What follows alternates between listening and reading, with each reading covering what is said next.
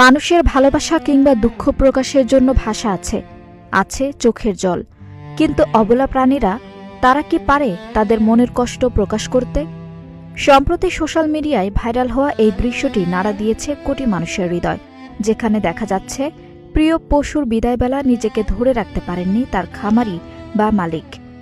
গোয়ালঘরের এক কোণে বসে যখন তিনি অঝরে কাঁদছিলেন, ঠিক তখনই ঘটল সেই অলৌকিক ও আবেগঘন ঘটনা। মালিকের কান্না দেখে যেন স্থির থাকতে পারেননি তার পরম যত্নে বড় হওয়া এই অবলা পশুটি। গুটি গুটি পায়ে এগিয়ে এসে নিজের মাথাটি বাড়িয়ে দিল মালিকের কাঁধে। পরম মমতায় মুখ ঘষে যেন শান্ত করার চেষ্টা করছিল তার আজীবনের সঙ্গীকে।